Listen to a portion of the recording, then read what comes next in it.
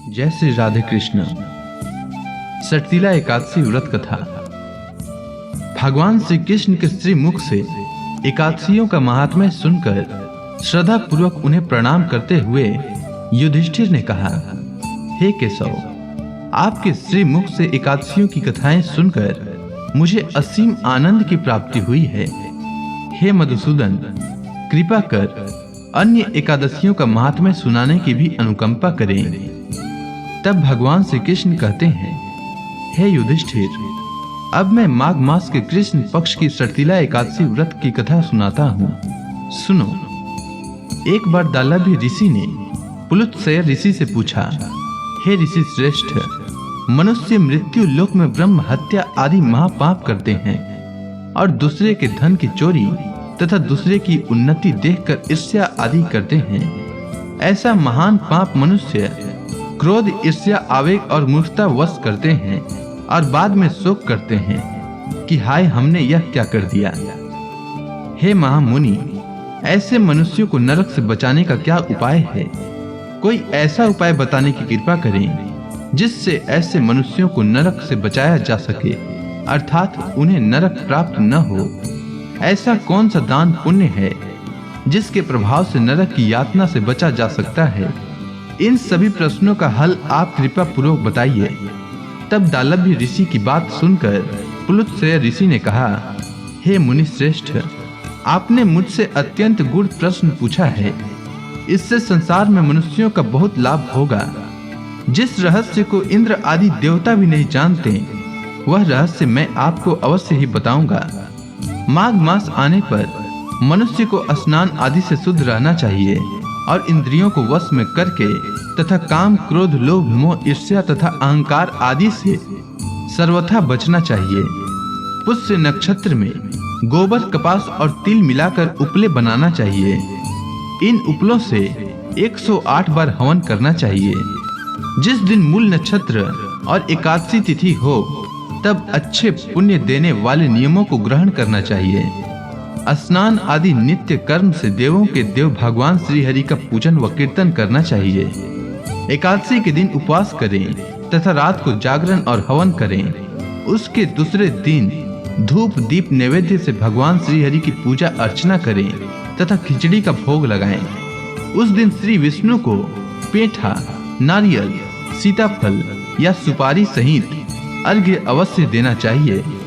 तदुपरांत उनकी स्तुति करनी चाहिए। हे जगदीश्वर, आप निराश्रितों को शरण देने वाले हैं। आप संसार में डूबे हुए का उद्धार करने वाले हैं। हे कमल नयन, हे मधुसूदन, हे जगन्नाथ, हे पुंडरीकाक्ष, आप लक्ष्मी जी सहित मेरे इस तुच्छ अर्घ्य को स्वीकार करें। इसके पश्चात ब्राह्मण को जल से भरा घड़ा और तिल दान करने चाहिए। यदि संभव हो तो ब्राह्मण को गौ और तिल दान देना चाहिए। इस प्रकार मनुष्य जितने तिलों का दान करता है, वह उतने ही सहस्त्र वर्ष स्वर्ग में वास करता है। तिल स्नान, तिल की उपटन, तिलोदक, तिल का हवन, तिल का भोजन, तिल का दान, इस प्रकार 6 रूपों में तिलों का प्रयोग सटतिला कहलाती है। इससे अनेक प्रकार के पाप नष्ट हो जाते हैं। इतना कहकर पुलुत्सय ऋषि ने कहा, अब मैं एकादशी की कथा सुनाता हूँ। सुनिए। एक बार नारद मुनि ने भगवान श्री हरि से सटतिला एकादशी का महात्म्य पूछा। वे बोले, हे प्रभु, आप मेरा प्रणाम स्वीकार करें। सटतिला एकादशी के उपवास का क्या पुण्य है, उसकी क्या कथा है, कृपा कर मुझसे कहिए। नारद जी की प्रार्थना सुन भगवान श्री हरि ने कहा, हे नारद, मैं तुम्हें प्रत्यक्ष देखा सत्य वृतांत सुनाता हूँ। ध्यान पूर्वक श्रवण करो। बहुत पहले मृत्यु काल में एक ब्राह्मणी रहती थी। वह सदा व्रत उपवास किया करती थी। एक बार वह 1 मास तक उपवास करती रही। इससे उसका शरीर बहुत कमजोर हो गया। वह अत्यंत बुद्धिमान थी। फिर उसने कभी भी देवताओं तथा ब्राह्मणों के निमित्त अन्न आदि का दान नहीं किया। मैंने चिंतन किया कि इस ब्राह्मणी ने उपवास आदि से अपना शरीर तो पवित्र कर लिया तथा इसको वैकुंठ लोक भी प्राप्त हो जाए, किंतु इसने कभी अन्न दान नहीं किया है। अन्न के बिना जीव की तृप्ति होना कठिन है। ऐसा चिंतन कर मैं मृत्यु लोक में गया और उस ब्राह्मणी से अन्न की भिक्षा मांगी। इस पर उस ब्राह्मणी ने कहा, हे योगी राज, आप यहाँ किस लिए पधारे हैं? मैंने कहा, मुझे भिक्षा चाहिए। इस पर उसने मुझे एक मिट्टी का पिंड दे दिया। मैं उस पिंड को लेकर स्वर्ग लौट आया। कुछ समय व्यतीत होने पर वह ब्राह्मणी शरीर त्याग कर स्वर्ग आई। मिट्टी के पिंड के प्रभाव से उसे उस जगह एक आम वृक्ष सहित घर मिला, किंतु उसने उस घर को अन्य वस्तुओं से खाली पाया। वह घबराई हुई मेरे पास आई और बोली, हे प्रभु, मैंने अनेक व्रत आदि से आपका पूजन किया, किंतु फिर भी मेरा घर वस्तुओं से रिक्त है। इसका क्या कारण है? मैंने कहा, तुम अपने घर जाओ और जब देव स्त्रियां तुम्हें देखने आए तब तुम उन्हें सटतिला एकादशी व्रत का महात्म्य और उसका विधान पूछना।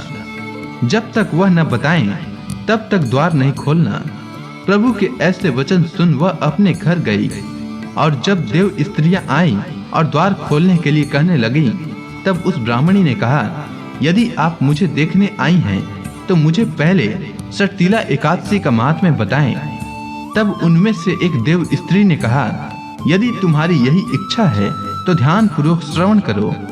मैं तुमसे एकादशी व्रत और उसका महात्म्य विधान सहित कहती हूँ। जब वह देव स्त्री ने सटतिला एकादशी का महात्म्य सुना दिया, तब उस ब्राह्मणी ने द्वार खोल दिया। देव स्त्रियों ने ब्राह्मणी को सब स्त्रियों से अलग पाया। उस ब्राह्मणी ने भी देव स्त्रियों के कहे अनुसार सटतिला एकादशी का उपवास किया, और उसके प्रभाव से उसका घर धन धान्य से भर गया। अतः हे नारद, मनुष्यों को अज्ञान त्याग कर सटतिला एकादशी का उपवास करना चाहिए। इस एकादशी व्रत को करने वाले को जन्म जन्म की निरोगता प्राप्त हो जाती है। इस उपवास से मनुष्य के सभी पाप नष्ट हो जाते हैं। तो मनुष्यों को सटतिला एकादशी का व्रत करना चाहिए। तो इसी के साथ सटतिला एकादशी की कथा समाप्त होती है। सटतिला एकादशी की कथा का सार यह है कि इस उपवास को करने से जहां हमें शारीरिक पवित्रता और निरोगता प्राप्त होती है, वहीं अन्न तिल आदि दान करने से धन धान्य में बढ़ोतरी होती है। इससे यह भी सिद्ध होता है कि मनुष्य जो और जैसा दान करता है, शरीर त्यागने के बाद उसे फल भी वैसा ही प्राप्त होता है। अतः धार्मिक कृत्यों के साथ साथ हमें दान आदि अवश्य करना चाहिए। शास्त्रों में वर्णित है कि बिना दान किए कोई भी धार्मिक कार्य संपन्न नहीं होता। उम्मीद है आपको सटतिला एकादशी व्रत की कथा अच्छी लगी होगी। धन्यवाद।